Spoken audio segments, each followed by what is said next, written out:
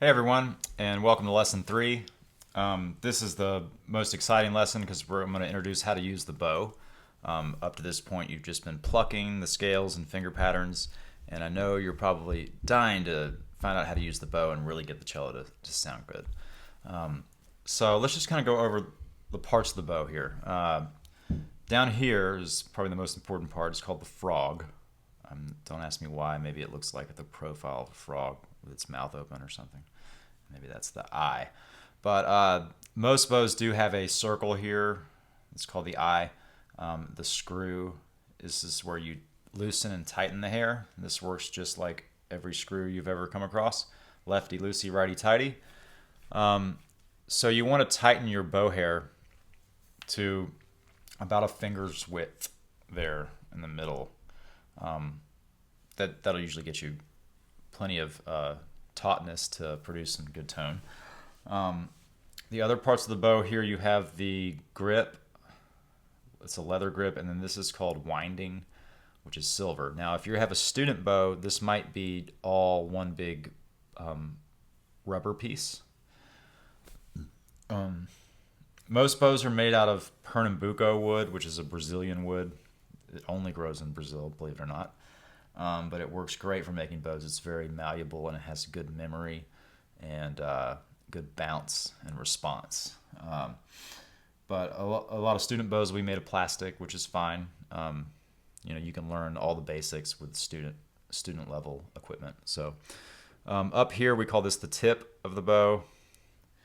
So frog and tip, those are very important when talking about parts of the bow. This little metal piece that holds the hair at the frog is called the ferrule, F-E-R-U-L-E, ferrule.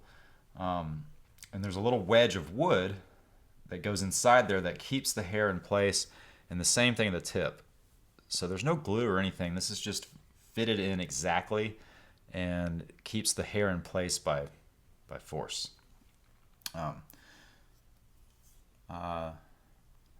Now, as far as the horsehair goes, you don't really want to touch it a lot. The oils in your hands can break it down over time, so it's okay to touch it every now and then if you need to, but and certainly when you hold the bow, one of your fingers may rest on the hair, and that's fine. But in general, I wouldn't touch it a lot. The other thing you're going to need for your bow, especially if it's brand new, is rosin. And rosin is nothing but tree sap. And what this does is it coats your bow hair to give it grip. So if you look at horsehair under a microscope, you're going to see all these little hooks that go across it. And we take the rosin and you apply that to the hair just by rubbing it across. Now, if you have a brand new cake of rosin, you might want to take a key or something and scrape the top to kind of get it broken in so that it'll coat your hair. But usually 3 or 4 really good swipes is enough. If it's a brand new bow and has never been rosin, then you'll want to sit there for a while and really work it in until you can sense that there's some rosin. You can always just test and see if you have enough. But when you bow across the string, all those little hooks on the bow hair pluck the string thousands of times over, and we get a sustained sound, which is what makes a bowed instrument so cool.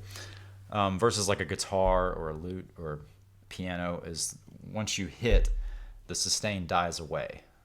So it's like when you pluck, you hear the note and then it dies away. But when you bow, we can sustain that sound all the way through as long as we want and change bows. It's really a great sound.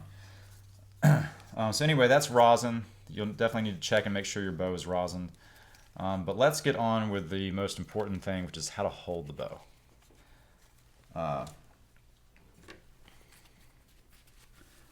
Put the rosin away there. So the easiest way to do this is to hold the bow with your left hand in the middle, and then we're going to take our right hand and just kind of get it loose and let it fall like that.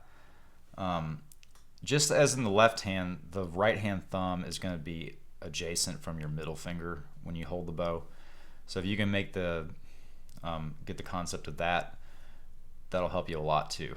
Some exercises they do is make rabbit ears like this for kids, and thumb and the first joint of your middle finger are together, And that'll kind of get your basic shape down of how you're going to hold the bow.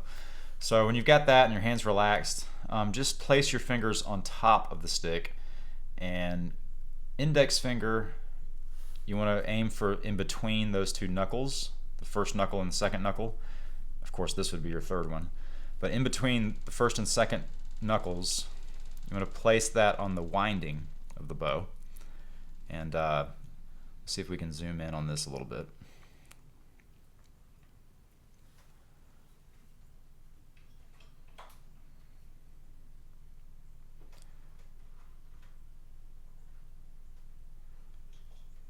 So your first finger's there in between those two knuckles, kind of in the middle of the silver winding.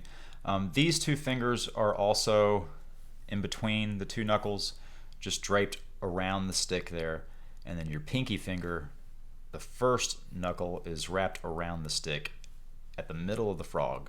Usually where the circle is where the pinky's going to hang out. So just practice doing that, laying your fingers over in that position and orientation. These three fingers, it's the, in between the two joints. This one around the silver winding, and then pinky first joint wrapped around the stick at the frog, in the middle of the frog. And then the last thing you're going to check is where do you place your thumb. So we can turn your bow over, and you can see that the tip or the edge of your thumb is what you want to make contact with the frog and the stick. And this spot right here where the frog and the stick meet is where your thumb's going to rest. On a brand new bow, your grip might also come down there and create a nice space for your thumb to rest on. My grip is pretty worn down, so my thumb doesn't make contact with it anymore. But right there at the corner where the frog and the stick meet is where your thumb's going to rest. And it's just the edge, the right edge of your thumb. So if you can find that, some cellists will grow the nail out a little bit on the edge of their nail to help give themselves something to help them hold the thumb there. Or they'll take a rubber band and wrap that around the frog to create a cushion there. Feel free to do that if you can find those 1/2 inch thick rubber bands at Office Depot. Cut them in half and then wrap them around and kind of tie it on your bow. That creates a nice grip for your thumb. But if you don't want to use that, then just get used to the concept of the thumb kind of perching right there. This is probably the hardest thing to get. A lot of people will play with too much thumb on it, and then when they're playing, their thumb's going to lock back, and we want to keep the thumb bent. So that's why I always emphasize just playing on the edge of it. And the right edge will give you the right orientation. Thumb kind of comes in diagonally onto that spot. So you can kind of check your bow by flipping it around this way and looking at it underneath. And you can do this exercise of bouncing the bow on your index finger when you're this way, and then when you flip it around, bounce the bow on your pinky finger, and just kind of do that back and forth to get a concept of how the fingers help control the bow. So pinky when we're off the string this way, and index finger when we have it flipped around this way. Also, if you want to just practice forming your bow hold, a pencil is far less cumbersome, right, than a whole bow. These mechanical pencils are great because they have this little piece here that looks like a frog on a bow, and you can position your thumb there and your index finger at the middle joint, these two fingers at the middle joint, and then pinky at the first joint, kind of where the eraser is on the mechanical pencil. And that's a good way to practice holding the bow, is do it on a pencil. Then when you're ready, take your bow and place it there. Again, always hold it in the middle with the left hand to kind of place everything on there, and then let go. And you're going to feel the weight really absorbed on your pinky finger when you're this way. So, all right, now we're ready to place the bow on the string and get some sound. So what you want to do is just aim for right in the middle between the fingerboard and the bridge. We're going to kind of really focus on getting comfortable playing in that contact point, that's what we call it, rather than by the fingerboard or super by the bridge, just kind of right in the middle. And you want to make sure that your hair is placed pretty flat on the string at a right angle. So your hair and your string are going to meet perpendicular and make a right angle. You can see that. Now from your vantage point, when you're on the C and the G strings, it's going to look like when you get a right angle that your tip is pointed outward, and that's totally fine. A lot of beginners will do this, and the angles, as you can see, is not a right angle, and that's incorrect. So just focus on making that right angle there, and the tip's pointed out on these lower two strings. As you come over to the D string, it's not as pointed out, it's more straight across, and the A string might even be pointed back a little bit as far as the tip of the bow goes. So what you want to do, I like to start on the G string. It's kind of in the middle, or you can start on the D if you want. But it's just place the bow at the frog at a right angle and see if you can apply some weight into your fingers from the arm and see if you can wiggle the string back and forth. Now you might make a little bit of noise at first, but then once you get all the weight in there, it'll stop moving and you feel like you have a hold of the string. Then from that point, you just want to pull a down bow. So when we're going from frog to tip, that's called a down bow. And you just practice doing that. Wiggle the string back and forth and then pull the down bow. So just do some down bows. And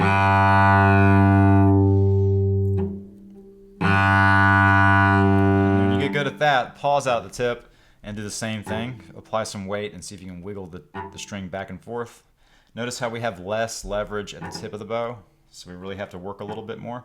But you just transfer the weight into the string and then you want to push through on your up bows. So pull down bows and push up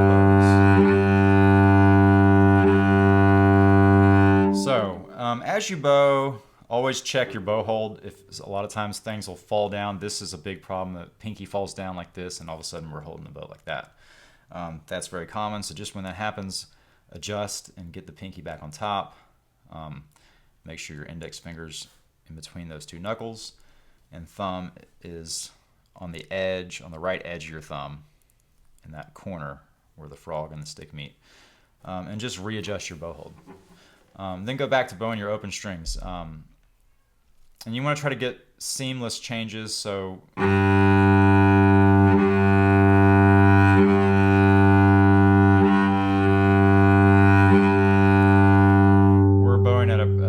bow speed with a medium arm weight and right in the middle here to get kind of a mezzo forte sound.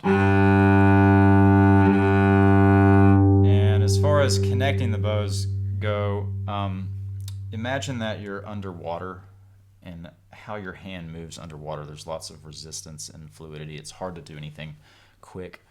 And just get used to that, to connecting down bows to up bows.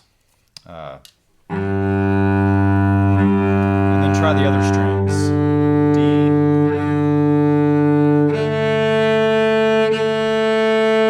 And your C.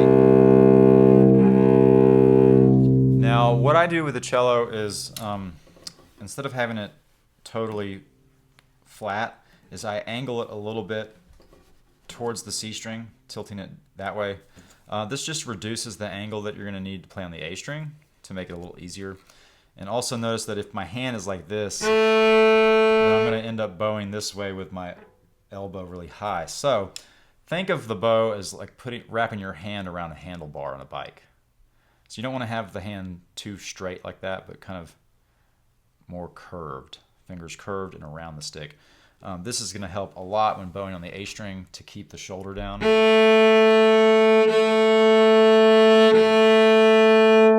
And you just want to try to bow a straight bow. One thing you can do to help if you're having trouble and your bow's going this way, you're getting kind of crooked, is make a tunnel with your left hand. I use thumb and middle finger. And let's say your bow is on the D string, just put your thumb and middle finger on the A string, or a string that's next to it, and come all the way down to the hair, and this acts as a guide.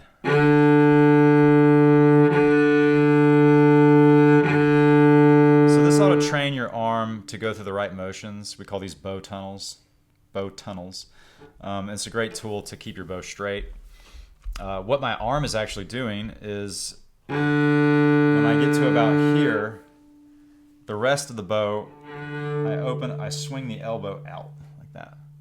So a lot of times what causes the bow to go crooked is people will bow behind themselves like this, and then the bow starts going crooked. Or they bow down this way, and the bow goes crooked that way. So just think of when you get to about middle, and your forearm is straight, and you get a kind of a right angle here, just swing the rest out that way. It's like a pendulum on a clock here, or a grandfather clock. So opening out and extending the elbow out. This will help you get a straight bow. So that's the goal with the open strings. You just want to practice bowing open strings and getting comfortable producing a good sound. Some things to look out for. If you notice that you get this sound, then that just means you're not applying enough weight into the string and you're skimming over the harmonics of the string. So just apply a little more weight. That'll fix that light sound from happening. If you're getting the opposite of that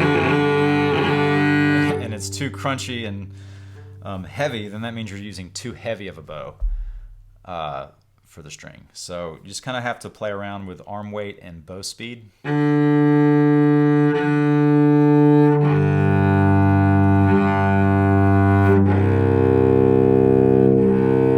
Remember, think about that pulling and pushing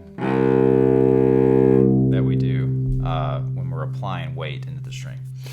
The C string, being the thickest, is going to require the most weight to play, and as you go up, they get more and more responsive because they're thinner. So just beware of that. The C string might be the one where you get the kind of wispy sound until you get enough weight into it to get it to ring fully. The string's going to let you know. You can look at it, and when it's ringing right, you're going to see it oscillating back and forth freely. Versus if it's too much, then it's going to bark at you and do that, or if it's not enough, then it's not going to be vibrating either. So just use your ears, and hopefully this video lesson shed a lot of light on how to bow properly, and practice your open strings. Now when you're ready, and you've really got your open strings down well, then you're ready to sync the two together, left hand and right hand. And I'm going to use these two songs. They'll teach you. You can pluck them first and then bow them, and that'll kind of get you set up to having to understand all the basics of cello playing. And from there, we can get into learning all kinds of music. So I think I've covered everything with the bow. If you have any questions, please email me, and I'll be happy to answer those. Anyway, good luck and have fun. Hey everyone, just wanted to do a quick zoomed in shot of the bow hold here in case the other videos angles weren't clear enough. As you can see, my thumb, that right edge of the thumb, is what's making contact at this point right here where the frog and the stick meet. So hopefully everyone can see that from this angle. It's very clear. And then the other fingers on the bow in between the two joints there is wrapped around the silver winding. These two fingers lay over the stick. My middle finger will lay across the hair, and then my ring finger is kind of at the ferrule on the frog. And then pinky, just the first knuckle there, is wrapped around the stick, kind of at the middle of the frog. This is probably the trickiest part about the bow hold, is just getting all this stuff, really in the right ballpark of where it should be laid on the stick. And then just developing the muscle memory to where you always hold it like that way. Some exercises that I forgot to go over. This is called the tornado, and you can zoom out a little bit. And you can see the tip of the bow is we're making circles with our fingers. And then the spider crawl, just taking the fingers and crawling up the bow using your fingers. And then when you get to the tip, go backward, and this really gets your pinky finger involved. This is going to really build some good muscles in your hands and your fingers to help you holding the bow. The stronger your fingers get, the easier this will be. So at first everything's going to feel very foreign and like you're kind of like a jellyfish fingers, and then as you get more comfortable and do some of these exercises, you'll have more control and feel. The goal is to make this feel like an extension of your arm, that you can manipulate it in any way possible, and the fingers are definitely involved in that process. So here's one last zoomed in shot of the front side. As you can see, we don't want the hold to lean towards the pinky and not too leaned into the index finger, but sort of in the middle of that will be great. Again, middle finger can touch the hair, ring finger on the ferrule, pinky first joint wrapped around the stick at the middle of the frog, and then index finger up here on the winding in between the two knuckles. Anyway, that's all the extra bow tips I have, and good luck.